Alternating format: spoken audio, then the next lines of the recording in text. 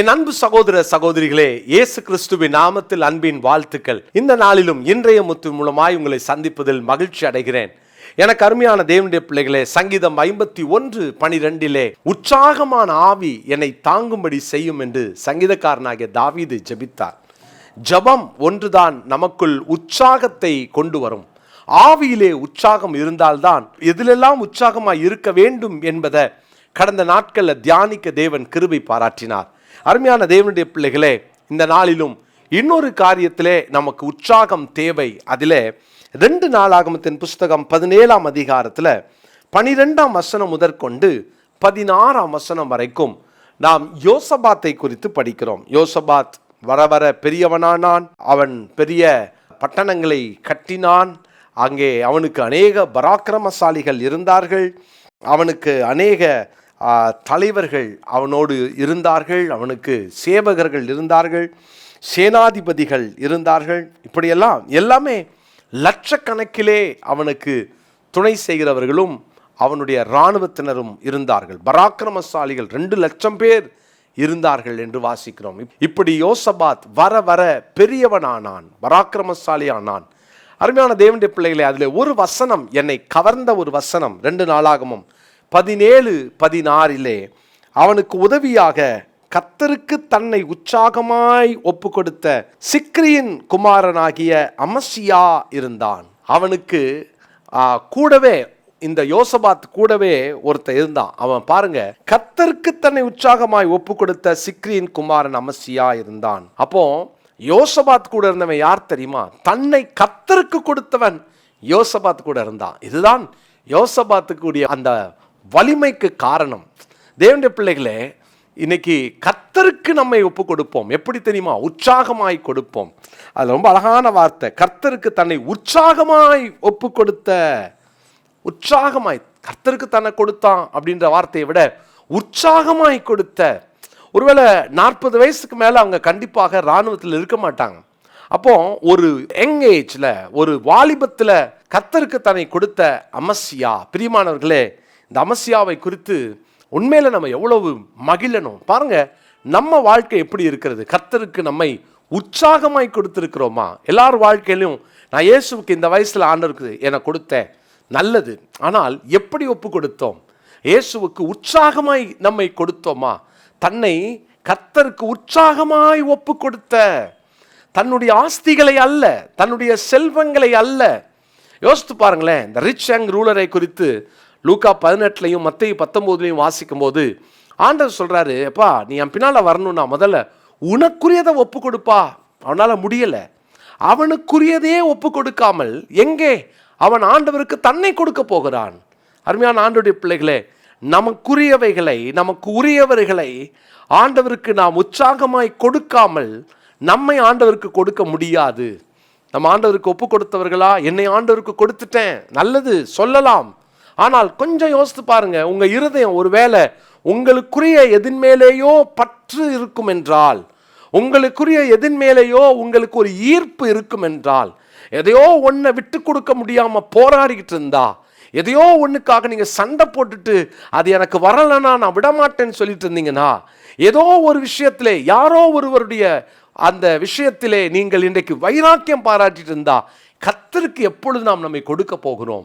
ரோமருக்கு எழுதின நிருபம் 12ஆம் அதிகாரத்திலே முதல் வசனத்திலே நாம் இப்படியாக வாசிக்கிறோம். ரோமர் 12ஆம் அதிகாரம் முதல் வசனம். அப்படி இருக்க சகோதரரே, நீங்கள் உங்கள் சரீரங்களை பரிசுத்தமும் தேவனுக்கு பிரியமுமான ஜீவ பலியாக ஒப்பு கொடுக்க வேண்டும் என்று தேவனுடைய இரக்கங்களை முன்னிட்டு உங்களை வேண்டிக் கொள்கிறேன். இதுவே நீங்கள் செய்யத்தக்க புத்தி உள்ள ஆராதனை. ஆண்டவருக்கு நம்முடைய சரீரங்களை கொடுப்போம், நமக்கு உரியவர்களை கொடுப்போம், நமக்கு உரியவைகளை கொடுப்போம், நம்மையே கொடுப்போம். எப்படி? உற்சாகமாக கொடுப்போம்.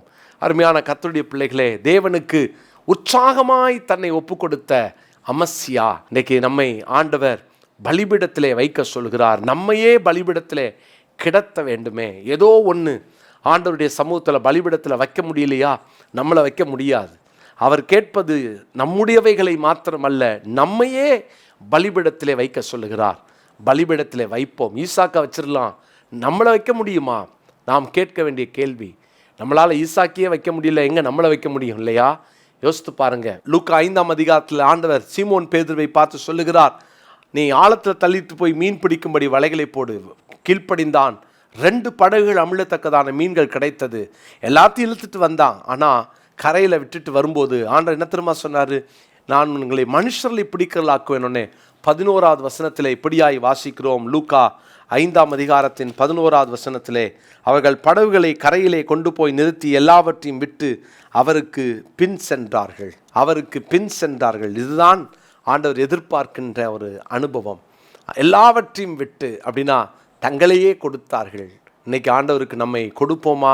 நம்மையே ஒப்பு கொடுக்க ஆண்டவர் நம்மை அழைக்கிறார். பிரியமான தேவனுடைய பிள்ளைகளே, இன்றைக்கு ஒருவேளை நம்மை கொடுக்க முடியாமல் ஏதோ ஒன்று தடை செய்யும் என்றால், முதலாவது அதை பலிபிடத்தில் வையுங்கள். அதோடு கூட இருக்கிற உங்களுடைய ஆத்ம பிணைப்பை, அந்த சோல்ட்டைய உடைங்க. வாயத்திறந்து ஒப்பு கொடுத்து ஜெபம் பண்ணுங்க. இதற்கும் எனக்கும் இருக்கிற இந்த ஆத்ம பிணைப்பு உடையட்டும் என்று ஜெபியுங்கள்.